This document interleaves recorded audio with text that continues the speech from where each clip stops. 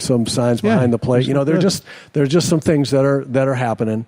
And so just be watching the progression of the young kids, because as I say, if these young kids, I kind of go back to when the Twins had Scott Baker and Kevin Slowey and Nick Blackburn, and and there's 3 or 4 guys that they really thought this was going to be a great rotation for a long time, and they kept waiting, had some ability to trade them, opportunity to trade them, didn't do it. And they just never quite got to the next step. They were big league pitchers, all of them, but not where they thought. And so we're in the same kind of situation here with 5 kids that are the backbone of this team. And it's time, you just say, okay, I'm just watching.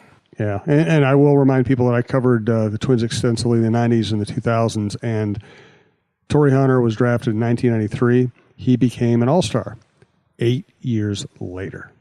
Right. 8 years later. Right. And Torrey was a special guy because he could take 8 years and then, play another 10 at a high level. And we'll hope that the other players, if it takes that, then it takes that. But when I watch Miguel Sano, I'm reminded of a young Torrey Hunter who would miss sliders on the outside part of the plate by 3 feet, and he did it for 3 years. And he kept shaking your head saying, is he ever going to learn? And he became one of the smartest hitters that there is in the game. He and diligent about studying pitchers and video and looking at patterns and seeing when pitchers were giving their pitches away and figuring out how to look for certain pitches because he knew that's what he was going to get, and then not missing those when he got them. He became a terrific.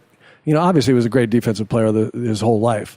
He became a terrific offensive player by sheer will and talent, and I'm hoping for the same for all these 5 kids that we're talking about. I'm going to get a little nostalgic here in a second. I do want to thank Berry Coffee, berrycoffee.com, for any of your beverage or snack needs.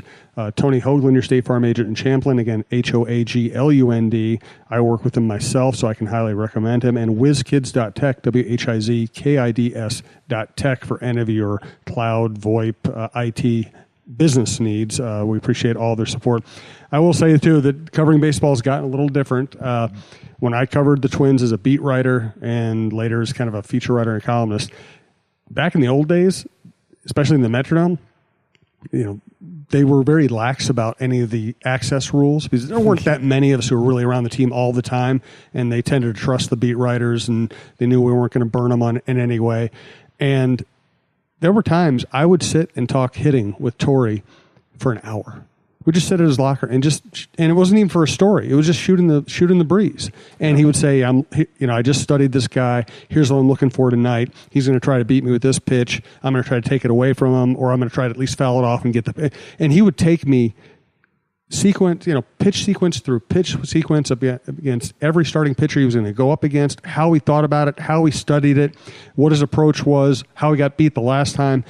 Torrey's very glib and funny and silly, but man, when it came to his career, his taking care of his body, studying pitchers, studying the craft of hitting, he was a scientist. Exemplary in all those categories. Yep. Absolutely exemplary. That's why he was the great player that he was. He had great talent.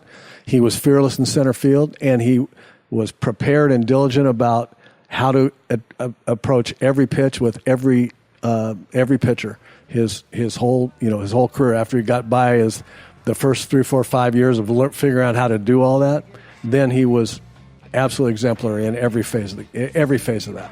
Great stuff from Roy. Thank you for listening. We'll talk to you next week.